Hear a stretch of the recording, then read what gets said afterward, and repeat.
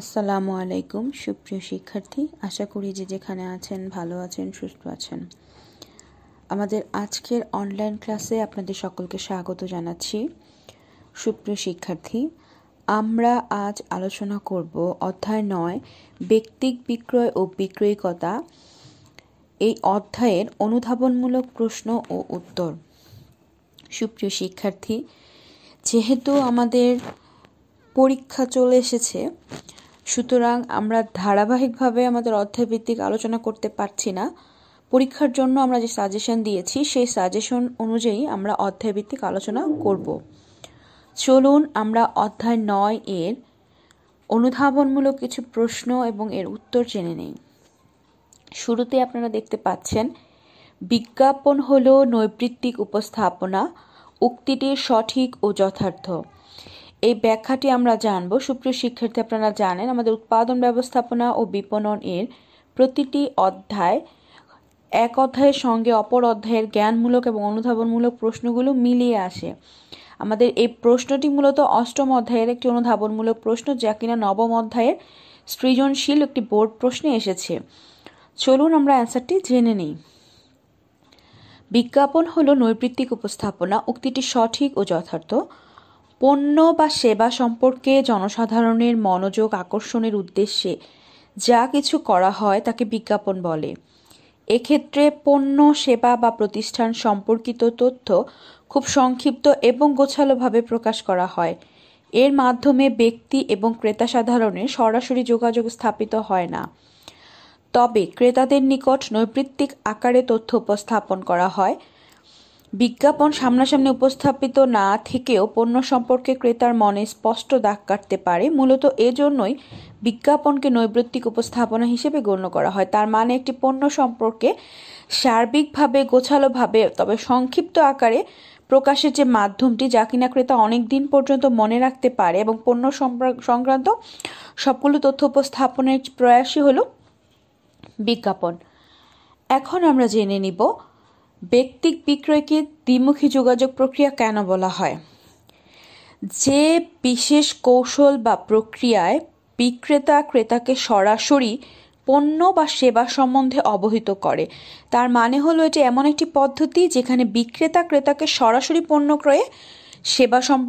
বা সেবা সম্বন্ধে অবহিত বা জানাবে এবং প্রকৃত ক্রেতায় পরিণত করে তাকে ব্যক্তিক বিক্রয় বলে। আমরা এখান থেকে যে সংজ্ঞাটি জেনে নিলাম, তাহলে ব্যক্তিক বিক্রয় কি, যা জ্ঞানমূলকের জন্য আমাদের আসলে লিখতে পারবো। ব্যক্তিক বিক্রয় একটি দ্বিমুখী যোগাযোগ পদ্ধতি। এই প্রক্রিয়ায় বিক্রেতা ক্রেতা খুঁজে বের করে এবং ক্রেতার কাছে সরাসরি পণ্য বা সেবার গুণাবলী, ব্যবহার বিধি, উপযোগিতা তুলে ধরে ক্রয়ের জন্য প্ররোচিত করে। এজন্য তারা পণ্য প্রদর্শন, ফরমায়েশ গ্রহণ এবং অর্থের লেনদেন সম্পন্ন করে।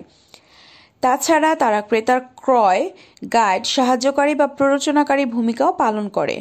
ক্রেতা এবং বিক্রয়কর্মী প্রতিষ্ঠান উভয়ের সাথে যোগাযোগ রক্ষা করা হয় বলে ব্যক্তিক বিক্রয়কে দ্বিমুখী যোগাযোগ প্রক্রিয়া বলা হয়।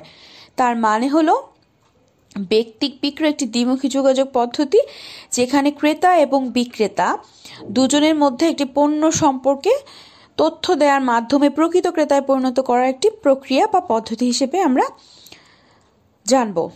এরপর রয়েছে বিক্রয় প্রসার নমনীয় কৌশল, উক্তিটি সঠিক এবং যথার্থ, তার ব্যাখ্যা। পণ্য বা সেবার বিক্রয় বৃদ্ধির জন্য গৃহীত কার্যক্রমকে বিক্রয় প্রসার বলে। পণ্য বা সেবা বিক্রয়ের পরিমাণ বৃদ্ধি করাই বিক্রয় প্রসারের মূল লক্ষ্য। সাধারণত নমুনা বিতরণ, বিজ্ঞাপনী পণ্য, অর্থ ফেরত পদ্ধতি, মেলা ও প্রদর্শনী, ছাড় প্রদান, ভাতা প্রদান, বিক্রয় সভা ইত্যাদি বিক্রয় প্রসারের কৌশল হিসেবে গণ্য করা হয়। তবে কোনো পণ্যের ক্ষেত্রে একসাথে একাধিক কৌশল অবলম্বন করা হয় না।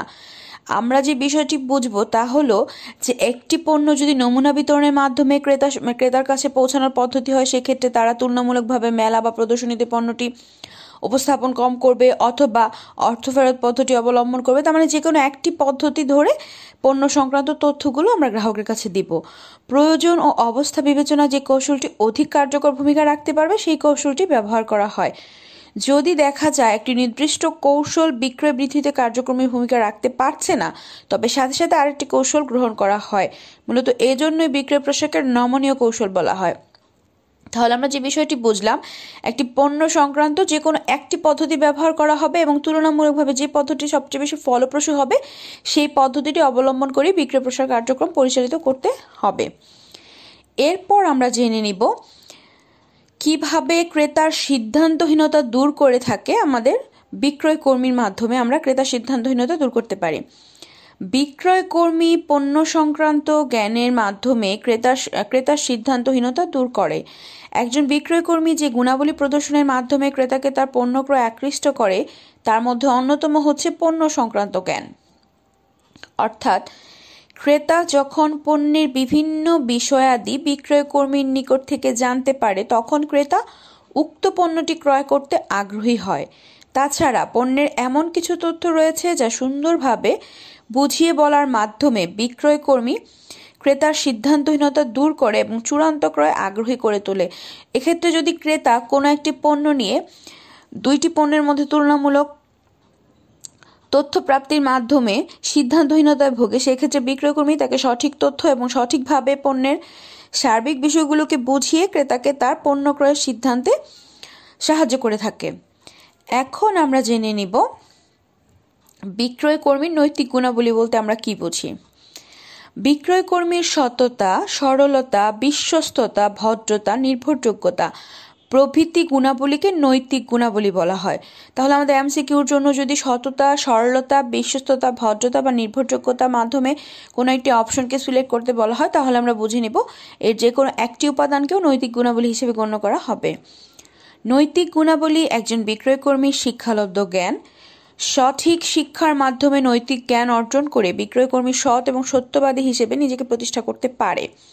ক্রেতার আস্থা এবং বিশ্বাস অর্জনের জন্য বিক্রয় কর্মীর নৈতিক গুণাবলী থাকা আবশ্যক।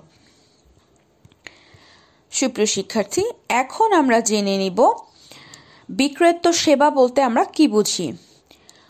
পণ্য বা সেবা ধারণা বিক্রয়ের পর ক্রেতাকে যে সেবা প্রদান করা হয় তাকে বিক্রয়োত্তর সেবা বলা হয়। তার মানে হলো পণ্য বা সেবা ধারণা বিক্রয়ের পর পণ্যটি অলরেডি বিক্রি হয়ে গিয়েছে এবং তার পরবর্তীতে ক্রেতাকে যে সেবা প্রদান করা হবে তাকে বলা হয় বিক্রয়োত্তর সেবা।